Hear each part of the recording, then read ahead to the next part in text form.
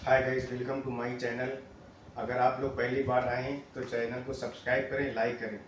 तो आज बेसिकली हम लोग बात करने वाले हैं हेयर रूट पे। हेयर रूट क्या होता है? हम एज आ हेयर स्टाइलिस्ट जब भी हेयर पे वर्क करते हैं तो हमें अच्छे तरीके से हेयर के बारे में नॉलेज होना ज़रूरी है, क्योंकि अगर हम हेयर पे वर्क कर रहे हैं तो क्लाइंट को हम सजेस्ट कर सकते हैं कि आपके हेयर में क्या प्रॉब्लम है और इसका सॉल्व कैसे होगा।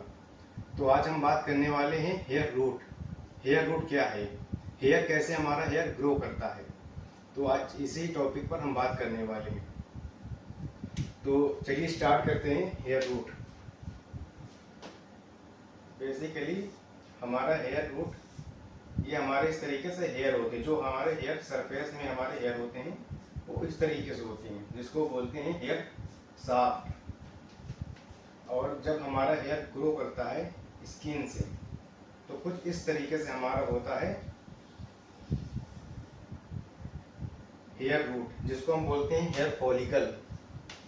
इसको हम बोलते हैं हेयर फॉलिकल।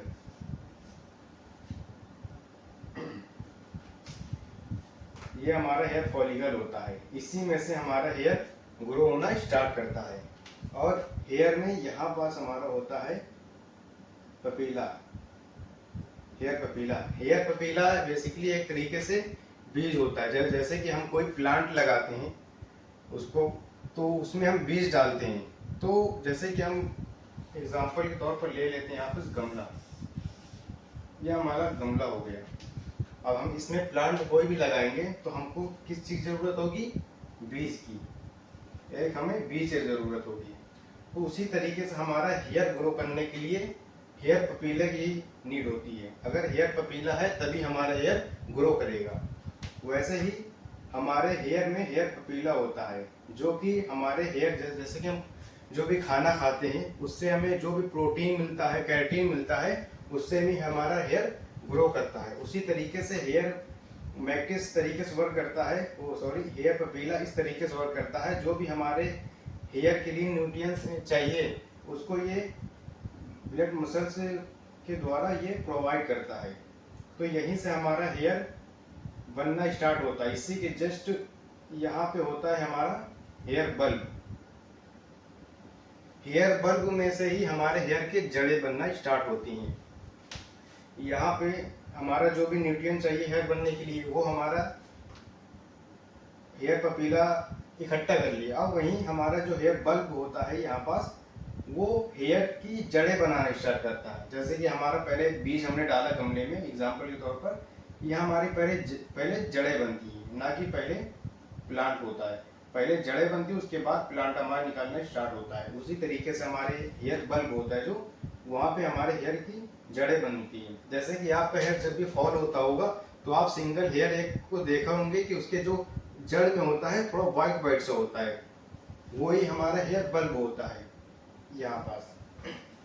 तो हेयर बल्ब से ही हमारा हेयर बनना स्टार्ट होता है और वो धीरे धीरे करके हमारा हेयर ऊपर निकल आता है। ये जिसको बोलते हैं हेयर हेयर शाफ्ट। इसको बोलते हैं हेयर शाफ्ट। जो हमारा हेयर ऊपर दिख रहा है इसको हेयर शाफ्ट बोलते हैं। उसी तरीके से जो हमारा हेयर पपीला होता है और हेयर बल्ब में ही हमारा होता है मैट्रिक्स।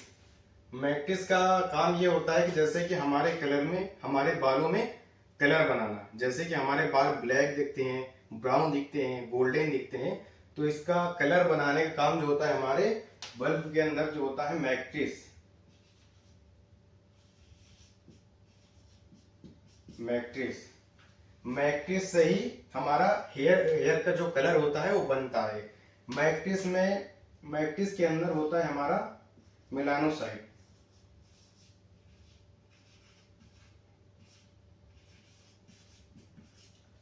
मेलानोसाइट मैट्रिक्स में मेलानोसाइट होता है।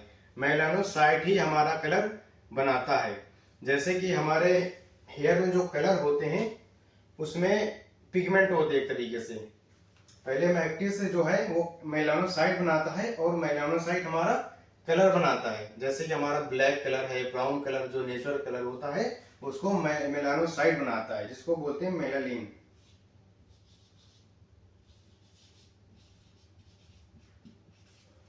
मेलानिन मेलानिन के होने से ही हमारे कलर का जो नेचुरल कलर होता है वो दिखता है, ब्लैक, ब्राउन, गोल्डन। जैसे कि हमारे एशियन कलर होते हैं वो ब्लैक ब्राउन होते हैं, और जो यूरोपियन कलर होते हैं वो गोल्डन होते हैं, ब्राउन कलर होते हैं वो।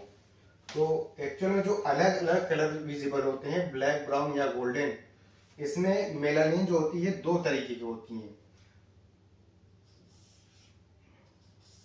जो हमें ब्लैक ब्राउन कलर जैसे एशियन कलर होते हैं ब्लैक ब्राउन, तो उसमें जो हमारा पिगमेंट होता है वो पिगमेंट यू मेलानिन होता है, मेलानिन यू। और जो गोल्डन यूरोपियन हेयर में होते हैं, ब्राउन हेयर जो विजिबल कराता है उसमें हमारा प्यू मेलानिन होता है।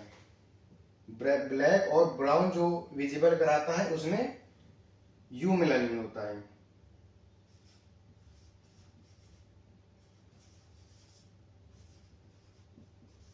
और जो गोल्डन विजिबल कराता है यूरोपियन, उसमें प्यू मेलानिन होता है।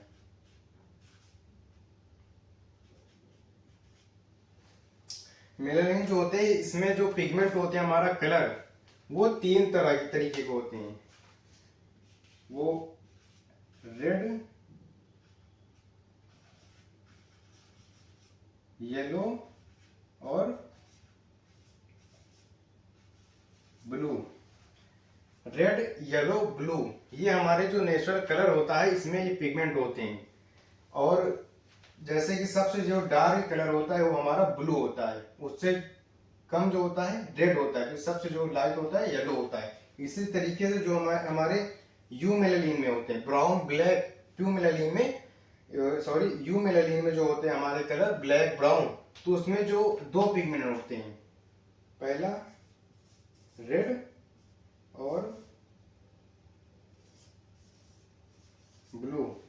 रेड ब्लू जिस मेलानिन में होता है वो ब्लैक ब्राउन विजिबल कराता है, और जो प्यू मेलानिन में होता है पिगमेंट वो रेड और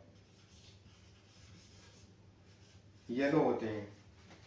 यू मेलानिन में रेड ब्लू होते हैं जो ब्लैक ब्राउन विजिबल हेयर कराता है, और प्यू मेलानिन में रेड येलो होते हैं जो गोल्डन ब्लॉन्ड हेयर विजिबल कराता है। अब बात करते हैं हम, इस तरीके से हमारे हेयर के साइड में होता है फॉलिकल से अटैच सीबेसियस ग्लैंड, इसको बोलते हैं हम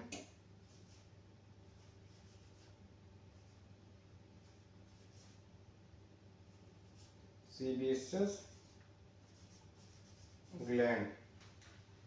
सीबेसियस ग्लैंड जो होता है बेसिकली हमारे हेयर में जो नेचुरल ऑयल होता है, जैसे कि हमारे हेयर 2-3 दिन हम वॉश नहीं करेंगे तो हमारे हेयर में जो स्कैल्प में है वो ऑयल आ जाता है, ऑयली हेयर स्कैल्प हो जाता है। तो एक्चुअली वो जो होता है हमारा सीबेसियस ग्लैंड होता है, वो हमारे बालों में सीबम प्रोवाइड कराता है, जिसको ऑयल बोलते हैं, उसको सीबम प्रोवाइड कराता है।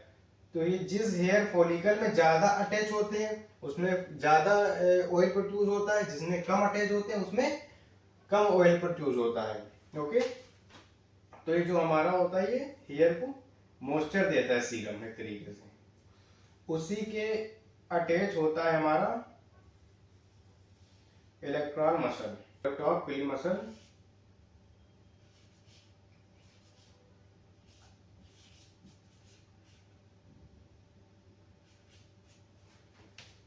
इलेक्ट्रॉल जो पिली मसल होता है हमारा, इसका वर्क जो होता है